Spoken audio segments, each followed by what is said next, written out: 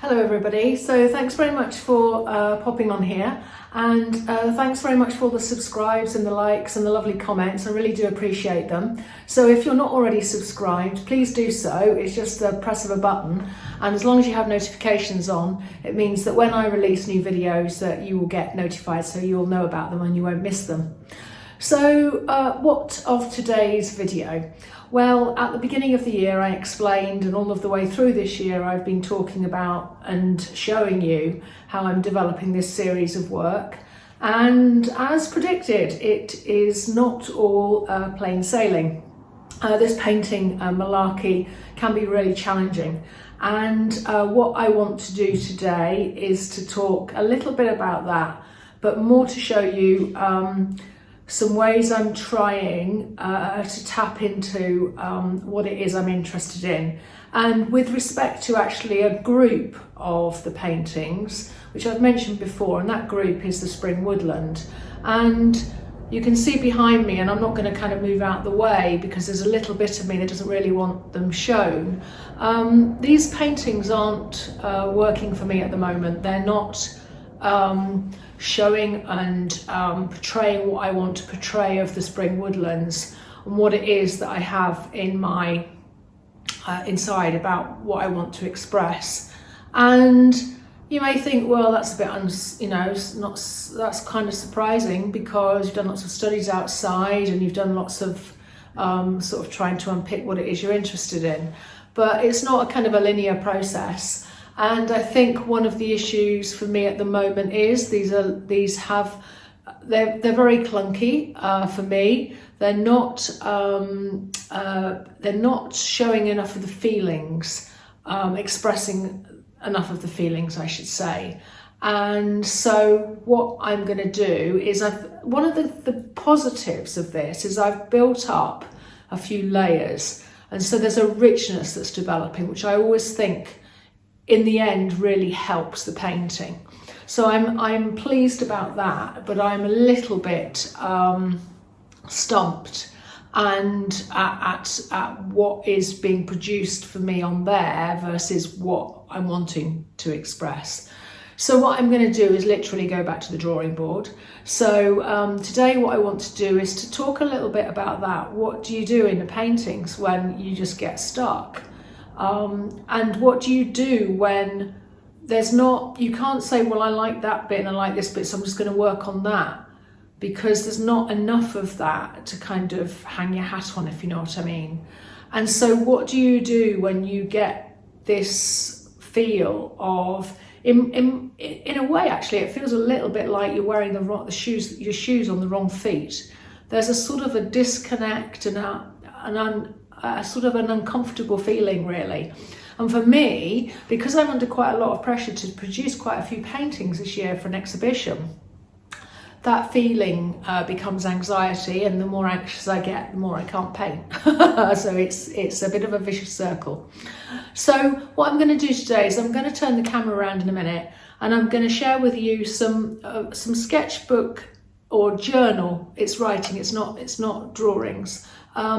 Some writing I've been doing, and I've shown you a little bit of this process before for other aspects of my work, but I'm just going to show you how I'm doing that at the moment, and I'm also going to share with you a little bit of some of the studies I'm going to do to start trying to unpick what it is I really need to be putting into these paintings. And as I've said to you before, it's this sort of constant dance between doing studies to unpick things and coming back to the paintings. So because these aren't working for me at the moment, I'm going to go back to some studies before coming back to these works and really start to try and get to grips with what it is that I'm wanting to do. And so without further ado, I'm going to turn the camera around. Okay, so I've got my journal out on my desk easel, actually, and this is my woodland journal. So I'm looking at two aspects of woodland: autumn woodland, which I'm not going to talk about now, and spring woodland, which is what I'm focusing upon. So what I thought I'd start with is this. This is the colour palette that I started with, and you'll have seen a video previously if you've been watching me for a while, where I just explored this and used it for some studies. And Whilst this is now, I thought I'd mention this, is because now I've started working on the panels, I think there's too much dark going on and probably not enough light, so I'll probably lighten the greens, I might add some colour. I'm certainly going to change this away from being too pinky to being more sort of sandy, but anyway, that's what I've got. So it's useful to have this in the journal, and then, you know, just because you started with a palette doesn't mean to say you have to stick with it, so I will be adjusting now.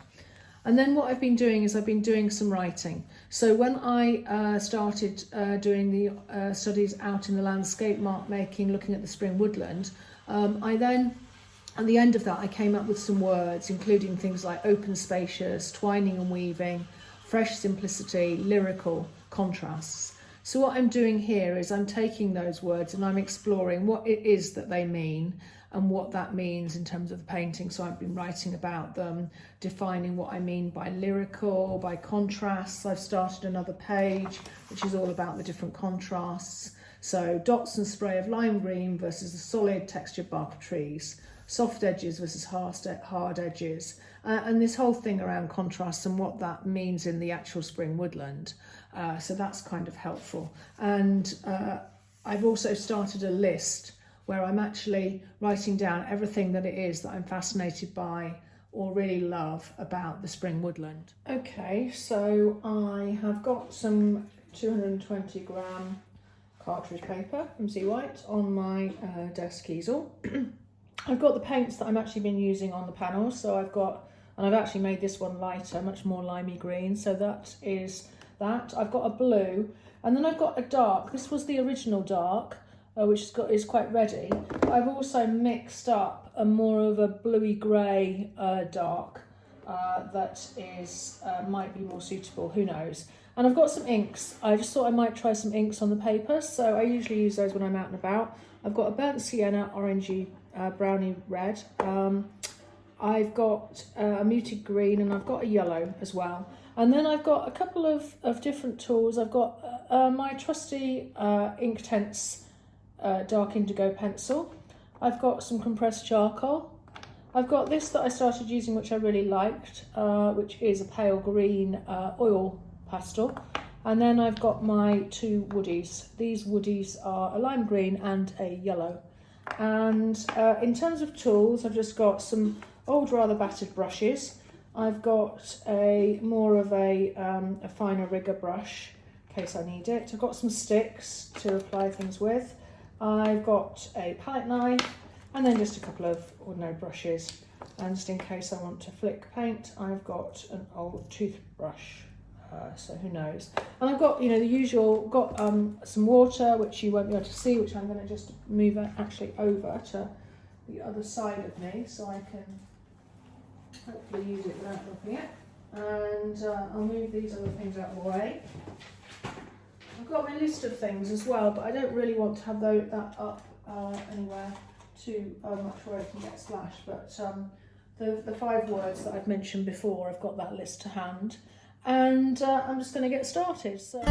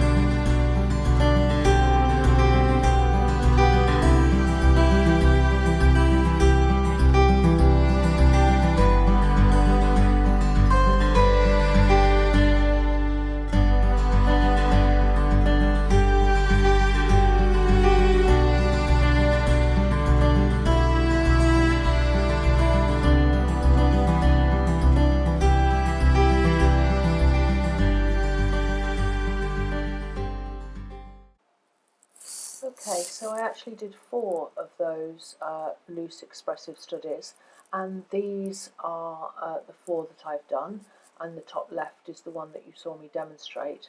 And what I'm going to do now is I'm going to tear these up and I'm going to reconfigure them. And I'm actually going to show you the one that I already did the first stage of, and show you how I reconfigure that. So that's what's coming up next. Okay, so now for the tearing up. Probably should turn it over so I'm not distracted by the pattern of it.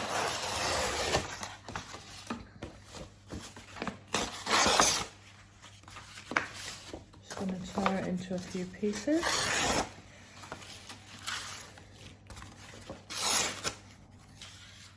Okay. Now what I'm going to do is I'm going to grab my paper and think about using one or more of the pieces. I might make one of them smaller actually, so that's not too bad, but they're a bit big. So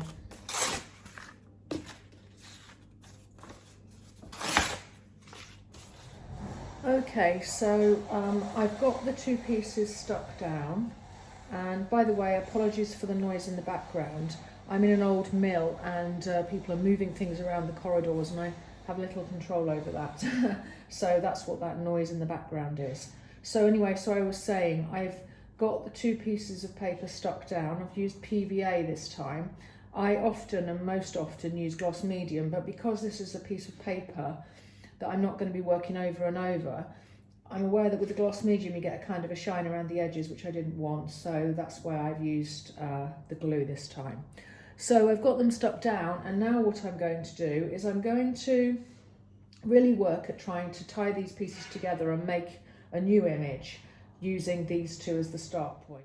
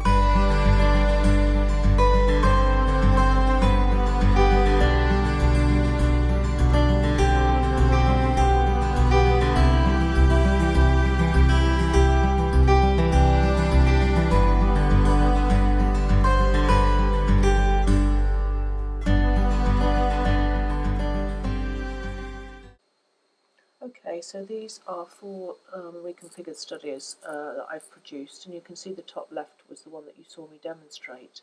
And all to say really is that these are just ways of me exploring further what it is that I'm interested in as preparation and food for thought really for the paintings.